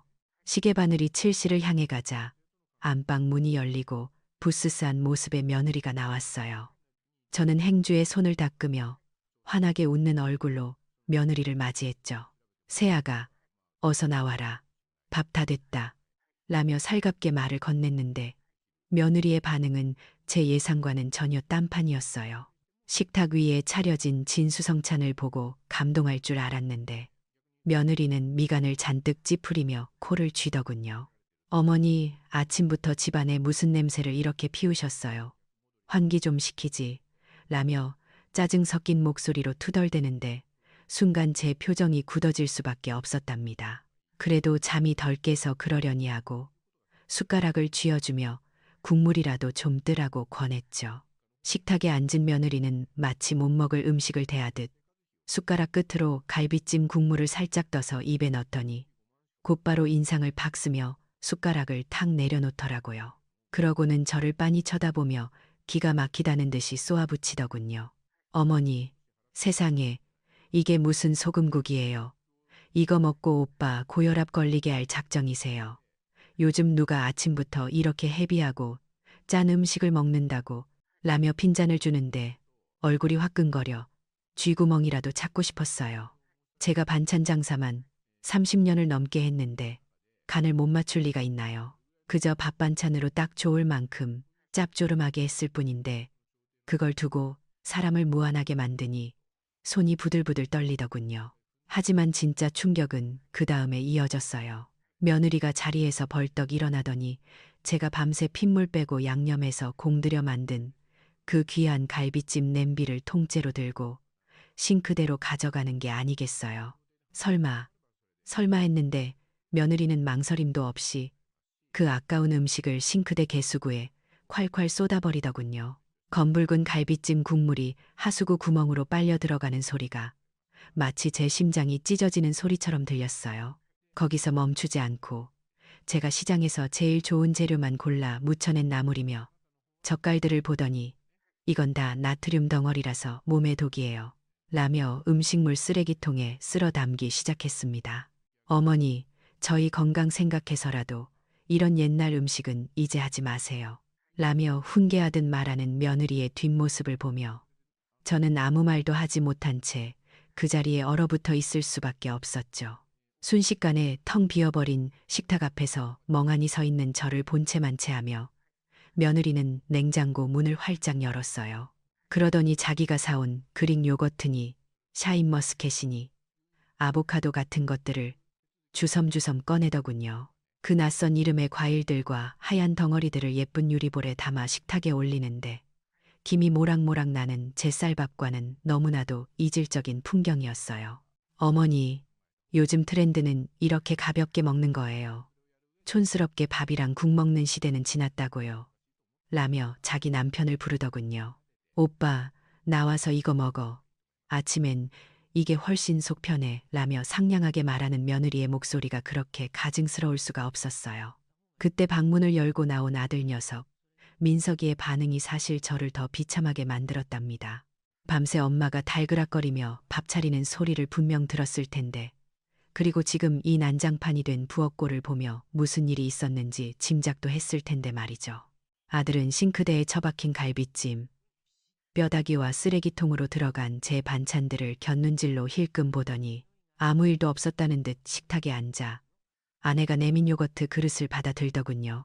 적어도 엄마가 고생해서 차린 건데 너무하다거나 맛이라도 좀 보자거나 하는 신혈이라도 할 줄 알았는데 아내는 무서워도 늙은 엄마의 상처는 안중에도 없다는 듯 묵묵히 숟가락질만 해대는 아들의 정수리를 보니 가슴이 무너져 내리는 것 같았어요. 차라리 욕을 하거나 화를 냈다면 속이라도 시원했을 텐데 아들의 그 비겁한 침묵이 제 가슴에 대못을 박더군요. 내가 저놈을 어떻게 키웠는데 시장 바닥에서 생선 비린내 맡아가며 저 입에 밥 들어가는 것만 봐도 배부르다 하며 살았는데 이제 와서 제 마누라 눈치 보느라 어미의 정성을 쓰레기 취급하는 꼴을 보고만 있다니요. 식탁 끝머리에 앉아 투명 인간처럼 그들의 세련된 아침 식사를 지켜보고 있자니 목구멍에서 뜨거운 덩어리가 치밀어 올라와 견딜 수가 없었어요. 그 좁은 북향방보다 더 춥고 서러운 곳이 바로 여기. 내가 평생을 바쳐 지켜온 내 집 주방이라는 사실을 뼈저리게 깨닫는 아침이었죠. 그렇게 제 첫 번째 헌신은 차가운 하수구 속으로 허무하게 사라져버렸고 그 자리에 남은 건 자식에 대한 배신감과 알량한 기대마저 산산조각이 났다는 쓰라린 현실뿐이었답니다. 아침 식탁에서의 그 끔찍한 사건 이후로 제 삶은 걷잡을 수 없이 쪼그라들기 시작했습니다. 제가 평생을 바쳐 닦아온 거실 마루는 이제 제가 함부로 밟을 수 없는 낯선 영토가 되어버렸고 저는 그저 숨죽여 북향방 한 구석에 웅크리고 있는 투명 인간이 되어 있었거든요. 일주일이 지난 어느 금요일 저녁 퇴근한 며느리가 양손 가득 와인병과 치즈 상자를 들고 들어오며 오늘은 분당 친구들을 초대했으니 어머니는 방에 좀 계셨으면 좋겠다고 통보하듯 말하더군요. 그 말이 부탁이 아니라 명령처럼 들렸지만 이미 기가 꺾일 대로 꺾인 저는 묵묵히 고개를 끄덕이며 제 방으로 물러날 수밖에 없었답니다. 곧이어 초인종 소리가 요란하게 울리고 화려하게 차려입은 젊은 여자들이 들이닥치자 거실은 순식간에 시끌벅적한 파티장이 되었습니다. 얇은 방문 하나를 사이에 두고 들려오는 그들의 대화는 마치 다른 세상 이야기 같았어요. 이번에 산 샤넬백이 어떻다는 둥, 남편이 이번에 승진해서 어디로 여행을 간다는 둥, 쉴 새 없이 터져나오는 허영 섞인 수다들 사이로 간간이 제 이야기가 안주처럼 씹히는 게 들려오더군요. 시어머니랑 같이 사니까 불편해서 어쩌냐는 친구의 말에 며느리는 에이 말도 마, 냄새나서 미치겠어 라고 깔깔거리며 대답하는데 그 웃음소리가 비수처럼 날아와 가슴에 꽂혔습니다. 내 집 거실을 차지하고 내 흉을 보는 그들을 향해 당장 나가라고 소리치고 싶었지만 문고리를 잡은 손만 부들부들 떨릴 뿐 차마 문을 열 용기가 나지 않아 입술만 깨물었죠. 자정이 넘어가자 거실의 열기는 식을 줄 모르고 오히려 더 뜨거워져만 갔습니다. 와인잔 부딪히는 소리와 하이힐 굽소리, 그리고 볼륨을 잔뜩 높인 블루투스 스피커에서 흘러나오는 쿵쿵거리는 음악 소리가 온 집안을 뒤흔들었거든요. 내일도 새벽같이 일어나야 하는 제 몸은 피곤에 절어 천근만근이었지만 귓가를 때리는 소음 때문에 도저히 잠을 이룰 수가 없었어요. 시계를 보니 어느덧 새벽 2시를 훌쩍 넘기고 있었고 이대로는 안 되겠다 싶어 떨리는 가슴을 진정시키며 방문을 열고 나갔습니다. 거실은 난장판이 되어 있었고 술기운이 오른 여자들의 얼굴은 붉게 상기되어 있었죠. 저는 최대한 부드럽게 웃으며 얘들아, 시간이 너무 늦었다. 내일 출근들도 해야 하는데 이제 그만 정리하고 좀 쉬는 게 어떻겠니 하고 타일렀습니다. 하지만 제 말이 끝나기가 무섭게 며느리의 표정이 싸늘하게 굳어지더군요. 친구들 앞에서 시어머니에게 지적을 당해 자존심이 상했는지 며느리는 들고 있던 와인잔을 탁자에 거칠게 내려놓으며 쏘아붙였습니다. 아, 분위기 다 깨지게 진짜. 어머니, 정 시끄러우면 귀마개라도 하고 주무세요. 아니면 찜질방이라도 가시든가요. 왜 남의 귀한 손님들 앞에서 면박을 주고 그러세요? 라고 말이죠. 그 당당하고 뻔뻔한 태도에 말문이 막힌 제가 멍하니 서 있자 며느리는 한술 더 떠서 결정타를 날렸습니다. 그리고 이 집 어차피 나중에 오빠 명이 될 거잖아요. 그럼 제 집이나 마찬가지인데 왜 이래라 저래라 간섭이세요 라고 말이에요. 그 순간 며느리 친구들이 킥킥거리며 비웃는 소리가 들렸고 저는 머리를 한 대 얻어맞은 듯한 충격에 휩싸여 도망치듯 방으로 들어와 문을 잠그고 말았답니다. 그날 밤 저는 이불을 뒤집어 쓰고 소리 죽여 울면서 다짐하고 또 다짐했어요. 내 집에서 이런 수모를 겪느니 차라리 당장 나가라고 소리치겠노라고요. 하지만 며칠 뒤 퇴근한 아들이 불쑥 제 방으로 들어와 꺼낸 이야기에 제 결심은 봄눈 녹듯 허무하게 무너지고 말았습니다. 엄마, 수진이가 엄마 고생하신다고 일본 크루즈 여행 예약했대요. 5박 6일짜리 제일 좋은 코스로요. 라며 비행기 티켓과 팸플릿을 내미는 아들의 표정이 너무나 들떠 보였거든요. 뒤따라 들어온 며느리도 언제 그랬냐는 듯 생글생글 웃으며 어머니 그동안 저희 때문에 좁은 방에서 고생 많으셨잖아요. 가서 맛있는 것도 많이 드시고 푹 쉬다 오세요. 이건 저희가 드리는 효도 선물이에요. 라고 살갑게 구는데 제 마음이 그만 약해지고 말았던 거죠. 사람 마음이 참 간사하기도 하고 자식이기는 부모 없다는 말이 괜히 있는 게 아닌가 봐요. 며칠 전까지만 해도 분노에 치를 떨었는데 막상 며느리가 내민 그 효도 관광이라는 말 한마디에 섭섭했던 마음이 눈 녹듯 사라지는 걸 느꼈으니까요. 그래, 며느리가 아직 어려서 철이 없어 그랬겠지. 친구들 앞이라 센 척하고 싶어서 그랬을 거야. 속마음은 착한 아이인데 내가 너무 빡빡하게 굴었나 보다 하며 스스로를 합리화하기 시작했죠. 아들 부부가 나를 위해 그 비싼 크루즈 여행을 준비했다는 사실 하나만으로도 지난 모욕들을 덮어버리기에 충분하다고 믿고 싶었던 것 같아요. 어쩌면 저는 자식들에게 버림받지 않았다는, 여전히 사랑받고 존중받는 부모라는 증거가 절실히 필요했던 건지도 모르겠습니다. 다음 날부터 저는 마치 소풍 가는 아이처럼 들떠서 여행 준비를 시작했습니다. 평생 시장 바닥에서 일하느라 제대로 된 여행 한번 못 가본 저였기에 백화점에 가서 난생 처음으로 제 몸에 딱 맞는 화사한 원피스도 사고 햇빛을 가려줄 책 넓은 모자도 샀어요. 거울 속 제 모습이 어색하면서도 꽤 고상해 보여서 혼자 피식 웃음이 나기도 하더라고요. 동네방네 친구들에게 전화를 걸어 우리 며느리가 시어머니 고생한다고 크루즈 여행 보내준다네. 아이고 며느리 잘 얻었다고 다들 난리야. 라며 자랑을 늘어놓는 제 목소리는 한껏 고조되어 있었습니다.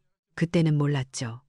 그 달콤한 효도의 껍데기 속에 얼마나 잔인하고 날카로운 가시가 숨겨져 있는지, 그리고 제가 챙겨 넣는 그 화려한 옷들이 며칠 뒤 제 비참함을 얼마나 더 극적으로 만들어줄지 말이에요.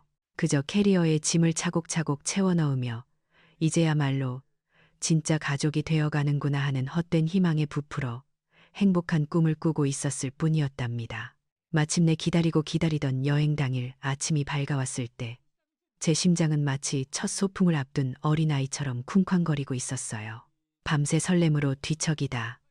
새벽 4시도 되기 전에 눈이 떠졌지만 피곤함은커녕 온몸에 활기가 넘쳐 흘렀거든요.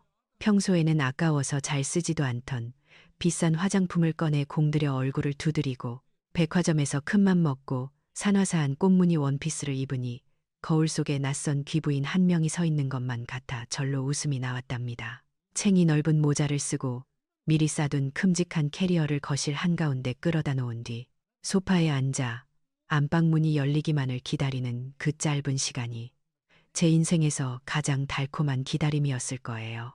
이제야 비로소 자식들에게 인정받고 보상받는다는 생각에 지난 며칠간의 서러움은 까맣게 잊고 그저 며느리와 팔짱을 끼고 갑판 위에서 바닷바람을 맞는 행복한 상상만을 되뇌고 있었으니까요.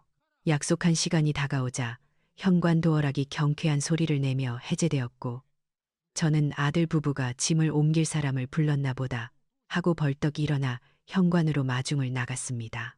그런데 문을 열고 들어선 사람들은 짐꾼이 아니라 전혀 예상치 못한 낯선 얼굴들이었어요. 화려한 등산복 차림의 중년 남녀와 선글라스를 낀 젊은 아가씨가 왁자지껄하게 밀고 들어오는데 자세히 보니 결혼식 날 딱 한 번 봤던 며느리의 친정 부모, 바로 사돈 어른들과 처제였던 겁니다. 너무나 당황스러워 입도 번긋 못하고 서 있는 저를 보고도 그들은 미안해하기는커녕 마치 제 집 안방에 들어오듯 신발을 벗어 던지고 거실로 성큼성큼 들어오더군요. 사부인, 집이 널찍하니 좋네. 뷰도 좋고 살만하시겠어.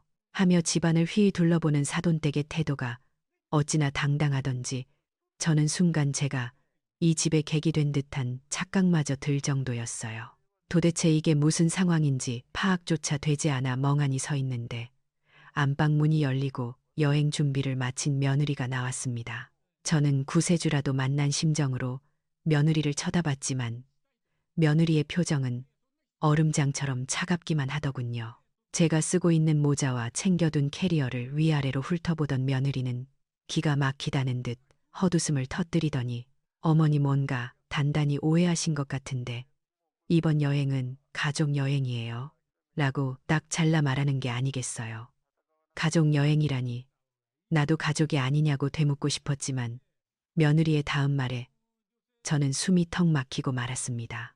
우리 엄마 아빠랑 제 동생이랑 가는 진짜 가족 여행이라고요. 시어머니가 끼면 그게 무슨 휴가예요. 노동이지. 안 그래요?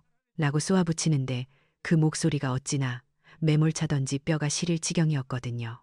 며느리는 마치 눈치 없는 노인네가 분위기를 망친다는 듯 짜증 섞인 한숨을 내쉬며 친정 식구들 쪽에 붙어 섰습니다. 그 순간 제 시선은 마지막 희망인 아들 민석이에게 향했습니다. 적어도 내 아들이라면, 내 뱃속으로 낳아 기른 자식이라면 이 기막힌 상황에서 엄마 편을 들어줄 거라 믿었으니까요. 하지만 안방에서 쭈뼛거리며 나온 아들은 제 눈을 똑바로 쳐다보지도 못한 채 고개를 푹 숙이고 있더군요. 엄마, 다녀올게요. 집 좀 잘 봐주세요. 라고 기어들어가는 목소리로 중얼거리더니 제 캐리어는 거들떠보지도 않고 장모님과 장인어른의 짐 가방을 번쩍 들어 올리는 게 아니겠어요. 내 아들이 나를 버리고 처가 식구들의 짐꾼을 자처하며 현관을 나서는 그 뒷모습을 보며 저는 다리가 풀려 그 자리에 주저앉고 말았습니다. 쾅하고 현관문이 닫히는 소리가 마치 제 인생의 막이 내리는 소리처럼 들렸고 텅 빈 거실에는 덩그러니 놓인 제 캐리어와 화려한 모자만이 처량하게 남겨져 있었습니다. 그제야 깨달았죠. 그들이 말한 효도 관광이란 저를 이 집에 가둬두고 집 지키는 개로 만들기 위한 기만책에 불과했다는 사실을요. 그들이 떠난 후 3일 동안 저는 불도 켜지 않은 채 어두컴컴한 거실 소파에 시체처럼 앉아만 있었습니다. 배가 고픈 줄도 목이 마른 줄도 모르고 그저 하염없이 눈물만 흘리다 지쳐 잠이 들고 다시 깨어나면 현실이 아니길 바라며 또 우는 지옥 같은 시간의 연속이었죠. 내가 저 녀석을 어떻게 키웠는데 시장 바닥에서 생선 비린내 맡아가며 악착같이 벌어 공부시키고 장가 보냈는데 어떻게 자식이 부모 가슴에 이토록 잔인한 대못을 박을 수 있는지 도저히 이해할 수도 용서할 수도 없었거든요. 모성애라는 이름으로 참고 견뎌온 제 모든 희생이 발밑에 짓밟힌 쓰레기보다 못하게 느껴져서 숨을 쉬는 것조차 고통스러울 지경이었습니다. 그렇게 식음을 전폐하고 죽은 듯이 지내던 4일째 되는 날 아침 베란다 창으로 스며드는 햇살에 부스스 눈을 떴습니다. 갈증에 말라 비틀어진 목을 축이려 비틀거리는 걸음으로 주방에 가서 물을 마시다가 우연히 거울 속에 비친 제 모습을 보게 되었어요. 헝클어진 머리에 탄 눈, 며칠, 새 10년은 더 늙어버린 초라한 노인네 하나가 거기 서 있더군요. 그 볼품없는 몰골을 멍하니 바라보다가 문득 머릿속을 스치는 서늘한 깨달음이 있었습니다. 며느리의 말이 맞다. 나는 그들의 가족이 아니다. 그들이 나를 가족으로 여기지 않는데 내가 왜 그들을 자식이라 여기며 이 고통을 감내해야 하는가 하는 지독하고도 명료한 논리였죠. 내가 그들의 가족이 아니라면 내 피땀으로 일군 이 집 또한 그들의 집이 될 수 없다는 결론에 도달하자 지난 3일간 저를 괴롭히던 슬픔과 미련이 순식간에 증발하고 그 자리에 차가운 분노와 도끼만이 들어차기 시작했습니다. 저는 떨리는 손으로 찬밥을 물에 말아 꾸역꾸역 목구멍으로 넘겼습니다. 밥알이 모래알처럼 까끌거렸지만 살아야겠다는, 아니 살아서 이 치욕을 갚아줘야겠다는 오기가 생기자 힘이 솟더군요. 밥그릇을 비우고 난 저는 깊은 숨을 한번 들이마신 뒤 휴대폰을 들어 어딘가로 전화를 걸었습니다. 제 눈빛은 더 이상 자식을 기다리는 엄마의 애처로운 눈이 아니었습니다. 제 존엄을 짓밟은 침입자들을 내쫓고 내 성을 되찾기 위해 칼을 뽑아든 냉혹한 집주인의 눈빛으로 변해 있었죠. 사이트 스타트. 이제 그들에게 진짜 세상이 얼마나 무서운 곳인지, 부모 없는 서름이 아니라 집 없는 서름이 무엇인지 똑똑히 가르쳐줄 시간이었습니다. 사이트 190일. 전화기 너머로 들리는 신호음이 짧게 끊어지기도 전에 저는 평소 알고 지내던 부동산 중개인의 목소리를 들을 수 있었어요. 사장님, 저 103동 김영계입니다. 집을 내놓으려고 하는데 금매로 진행해 주세요. 시세보다 5천은 더 싸게 드릴 테니 무조건 3일 안에 잔금까지 치를 수 있는 분으로만 연결해 주세요. 라고 단도직입적으로 말했죠. 제 말이 끝나기가 무섭게 수화기 너머에서는 당황한 듯한 숨소리가 들려왔지만 저는 개의치 않고 덧붙였어요. 사정은 묻지 마시고 제가 원하는 건 딱 하나. 3일 뒤에는 이 집에 제 그림자도 남아있지 않게 해달라는 겁니다. 라고요. 마포에서도 알짜배기로 소문난 이 아파트가 금매로 나온다는 소식은 순식간에 퍼져나갔고 제가 전화를 끊은 지 채 1시간도 되지 않아 중개인에게서 연락이 빗발치기 시작하더군요. 예상대로 투자자들은 줄을 섰고 그중 현금을 바로 융통할 수 있다는 한중년 신사와 바로 그날 저녁 가계약을 맺었습니다. 계약서에 도장을 찍는 제 손은 단 한순간도 떨리지 않았어요. 오히려 붉은 인주가 종이에 꾹 눌러 박히는 그 순간 제 가슴 속에 맺혀 있던 응어리 하나가 툭 하고 터져나가는 듯한 쾌감을 느꼈으니까요. 3일 뒤 잔금을 치르고 등기 이전을 마치는 조건으로 일사천리로 계약이 진행되는 과정을 지켜보며 저는 비로소 제가 이 집의 진정한 주인이라는 사실을 실감했습니다. 며느리가 제 아무리 안방을 차지하고 주인 행세를 했어도 결국 이 집의 운명을 결정할 권리는 오로지 제게 있다는 명백한 진실을 말이죠. 다음 날 아침 일찍 포장이사 업체가 도착했습니다. 저는 작업 반장님께 아주 구체적이고 냉정한 지시를 내렸어요. 이 집에 있는 짐을 둘로 나눠주세요. 제 옷가지와 생활용품, 그리고 제가 아끼는 자개장롱은 제가 새로 갈 곳으로 옮겨주시고 나머지 짐들은 모조리 이삿짐 보관, 컨테이너로 보내버리세요 라고 말이죠. 인부들이 며느리의 그 소중한 명품 가방들과 혼수 가구들을 거침없이 박스에 담아 나르는 모습을 팔짱을 끼고 지켜보는데 묘한 해방감이 밀려오더군요. 특히 며느리가 끔찍이 아끼던 그 얄미운 그릭, 요거트와 수입 과일들이 들어있는 냉장고 속 음식물들까지 싹 비워버리라고 했을 때는 마치 제 속을 꽉 채우고 있던 체증이 쑥 내려가는 기분이었답니다.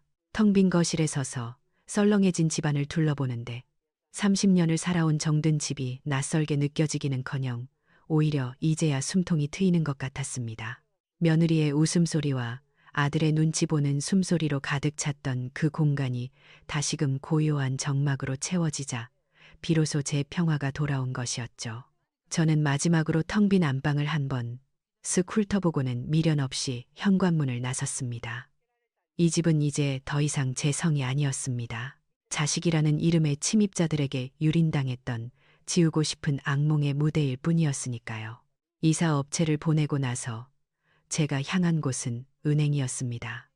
아들이 처음에 합가하면서 제게 맡겼던 전세 보증금, 그 돈이 제 통장에 고스란히 남아 있었거든요. 저는 창구 직원에게 송금 신청서를 내밀며 아주 꼼꼼하게 계산된 금액을 적어 넣었습니다. 아들이 가져온 원금에서 그동안 그들이 축낸 생활비, 공과금, 그리고 무엇보다 제가 겪은 정신적 피해 보상을 위자료 명목으로 제하고 남은 잔액을 말이죠. 그리고 송금 메시지 칸에는 짧게 정산 완료라고 적어 넣었습니다. 돈이 빠져나가는 알림 문자를 보며 저는 씁쓸한 웃음을 지었어요. 부모 자식 간의 돈 계산을 이렇게 칼같이 하게 될 줄은 몰랐지만 그들이 먼저 가족의 연을 끊어버렸으니 저 또한 철저한 타인이 되어주는 것이 예의라고 생각했으니까요. 모든 정리가 끝나고 제가 입주한 곳은 한강이 한눈에 내려다 보이는 고급 오피스텔이었습니다. 풀옵션이라 가전제품을 새로 살 필요도 없었고 무엇보다 혼자 지내기에 더할 나위 없이 완벽한 저만의 요새였죠. 짐 정리를 대충 마치고 나서 저는 가장 먼저 핸드폰 대리점으로 향했습니다. 수십 년을 써온 제 번호를 미련 없이 해지하고 새로운 번호로 개통을 했어요. 새 핸드폰을 손에 쥐고 연락처를 옮기면서 아들과 며느리의 번호는 저장하지 않았습니다. 차단조차 하지 않았어요. 차단한다는 것조차 그들에 대한 감정의 찌꺼기가 남아있다는 증거일 테니까요. 그저 모르는 번호로 전화가 오면 받지 않으면 그만인 완벽한 남남이 되기로 결심한 겁니다.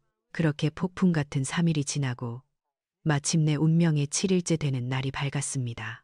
저는 오피스텔 창가에 앉아 느긋하게 커피를 마시며 지금쯤 텅 빈 마포 아파트 현관 앞에 도착했을 그들의 표정을 상상해 보았습니다. 아마 양손 가득 면세점 쇼핑백을 들고 왁자지껄하게 엘리베이터에서 내렸겠죠. 사돈 어른들은 사부인 저희 왔습니다 하며 거들먹거렸을 테고 며느리는 어머니 밥 안 해놓으셨어요? 하며 또 짜증을 부릴 준비를 하고 있었을 겁니다. 하지만 그들이 마주할 현실은 굳게 닫힌 현관문과 아무리 눌러도 열리지 않는 도어락뿐이었을 테죠. 상상했던 대로 그 시각 마포 아파트 복도에서는 한바탕 난리가 났을 겁니다. 며느리가 몇 번이고 비밀번호를 눌러보다가 어머니가 비밀번호를 바꿨나 봐. 노인네가 진짜 왜 이래 하며 신경질적으로 문을 두드렸겠죠. 그때 안에서 낯선 남자의 굵은 목소리가 들려왔을 겁니다. 누구요? 남의 집 문을 왜 그렇게 두드려? 하며 문을 벌컥 열고 나온 사람은 바로 제가 집을 판 새 주인이었을 테니까요. 당황한 아들이 여기는 우리 어머니 집인데요. 라고 더듬거렸겠지만 새 주인은 황당하다는 표정으로 등기권리증이라도 보여주듯 무슨 소리요? 내가 이 집 산 지가 언젠데 잔금 다 치르고 오늘 이사 들어왔소. 라고 소리쳤을 겁니다. 그제야 사태를 파악한 그들의 얼굴이 얼마나 하얗게 질렸을지 안 봐도 눈에 선하더군요. 허겁지겁 신발을 신고 텅 빈 거실로 뛰어 들어갔을 때 그들을 반겨주는 건 가구 하나 없이 황량한 마룻바닥과 그 한가운데 덩그러니 놓인 A사 용지 한 장뿐이었을 겁니다. 제가 떠나기 전 떨리는 손을 부여잡고 꾹꾹 눌러 쓴 마지막 편지였죠. 집 팔았다. 내 돈은 계좌로 보냈다. 너희 짐은 이삿짐 보관 컨테이너에 맡겨뒀으니 알아서 찾아가라. 나는 이제 내 인생 살 테니 너희도 각자 알아서 살아라. 그 짧은 문장들을 읽어 내려가는 며느리의 손이 부들부들 떨리고 아들은 다리가 풀려 주저앉았을 그 광경을 상상하니 묘한 쾌감이 등줄기를 타고 흘렀습니다. 더욱 가관이었을 건 바로 사돈 식구들의 반응이었겠죠. 아니, 사부인이 노망이 났나? 집을 팔고 야반도주를 했다니 이게 무슨 날벼락이야 하며 길길이 날뛰었을 겁니다. 그러다 문득 며느리가 그동안 시어머니에게 저지른 폐악질과 저를 버리고 자기들끼리만 여행을 떠났다는 사실이 새 주인이나 이웃들에게 알려질까봐 전전긍긍했을 테죠. 결국 사돈 어른들은 망신스러워서 더는 못 있겠다. 사위 자네가 알아서 하게라며 딸내 부부를 버려두고 짐을 챙겨 도망치듯 자리를 떴을 겁니다. 제 집에 얹혀 살며 호사를 누리려던 며느리의 야무진 계획은 그렇게 산산조각이 나고 그들에게 남은 건 갈 곳 없는 처지와 서로를 향한 원망뿐이었을 테니까요. 창밖으로 유유히 흐르는 한강 물결을 바라보며 저는 깊은 숨을 내쉬었습니다. 가슴 한구석이 뻥 뚫린 듯 시원하면서도 한편으로는 묵직한 돌덩이가 내려앉은 듯한 기분이 들었지만 후회는 없었습니다. 저는 그저 제 자신을 지키기 위해, 그리고 남은 제 인생의 존엄을 지키기 위해 가장 확실하고도 냉정한 선택을 했을 뿐이니까요. 이제 저 강물처럼 제 인생도 어디에도 얽매이지 않고 자유롭게 흘러갈 것이라는 믿음이 제 마음을 단단하게 채워주기 시작했습니다. 며칠 뒤 들려오는 소식이라곤 전혀 없는 걸 보니 아들 내외가 어떻게 되었는지 짐작이 가더라고요. 제가 정산해준 그 돈으로는 지금 서울 하늘 아래서 제대로 된 전세 구하기가 하늘의 별 따기였을 테니까요. 들리는 말로는 서울 외곽의 낡은 다세대 주택 반지하 방을 겨우 구해서 들어갔다고 하더군요. 제가 살던 그 널찍하고 햇살 잘 드는 마포 아파트와는 비교조차 할 수 없는 퀴퀴한 곰팡이 냄새가 진동하고, 낮에도 형광등을 켜지 않으면 앞이 잘 보이지 않는 그런 곳 말이에요. 창문 밖으로는 지나가는 사람들 발목만 보이고, 비라도 오는 날이면 하수구 냄새가 역류에 올라와 코를 찌른다고 하니 그 곱게 자란 며느리가 오죽하겠어요. 호텔 침구 아니면 잠 못 잔다던 며느리가 습기 찬 벽지에 눌러붙은 곰팡이를 보며 하루가 멀다 하고 악글 써대고 있다는데, 그 비명 소리가 여기까지 들리는 것 같아 헛웃음이 나오더라고요. 경제적인 추락은 곧바로 가정의 불화로 이어지기 마련이죠. 좁은 반지하 방에서 서로 얼굴만 마주보고 있으니 그동안 쌓였던 원망들이 터져 나오지 않겠어요. 며느리는 무능한 남편 탓을 하며 내 엄마가 어떻게 이럴 수 있냐고 길길이 날뛰었을 테고, 늘 아내 눈치만 보며 기죽어 살던 아들 녀석도 이번만큼은 참지 못하고 대들었다고 하더군요. 네가 엄마한테 그렇게만 안 했어도 우리가 이렇게 되진 않았을 거라며 처음으로 목소리를 높여 싸웠다는 소리를 건너 들었을 때 저는 묘한 기분이 들었습니다. 결국 그들의 사랑이라던가 행복이라는 것도 제가 제공한 안락한 둥지 위에서만 존재할 수 있었던 아주 얄팍하고 부서지기 쉬운 것이었다는 사실을 확인한 셈이니까요. 매일 밤 고성이 오가는 그 지옥 같은 삶 속에서 그들이 뼈저리게 느끼고 있을 후회가 과연 얼마나 깊을지 모르겠지만, 이미 엎질러진 물을 다시 담을 수는 없는 노릇 아니겠어요. 반면에 제 삶은 그 어느 때보다 고요하고 평화롭게 흘러가고 있습니다. 오피스텔 통유리창 너머로 반짝이는 한강의 윤수를 바라보며 따뜻한 차 한 잔을 마시는 아침은 제가 평생 꿈꿔왔던 바로 그 시간이었거든요. 더 이상 새벽같이 일어나 누군가의 눈치를 보며 밥상을 차릴 필요도 없고, 내 집 안방을 뺏길까봐 전전긍긍할 필요도 없는 온전히 저만을 위한 시간들이죠. 최근에는 문화센터에 등록해서 서예를 배우기 시작했는데, 먹을 갈며 맡는 그 은은한 묵향이 마음을 그렇게 차분하게 해줄 수가 없어요. 하얀 화선지 위에 검은 먹물이 스며드는 것을 보고 있으면 지난 시절 제가 겪었던 서름과 고통들도 저렇게 서서히 번져서 사라지는 것만 같아 위로가 된답니다.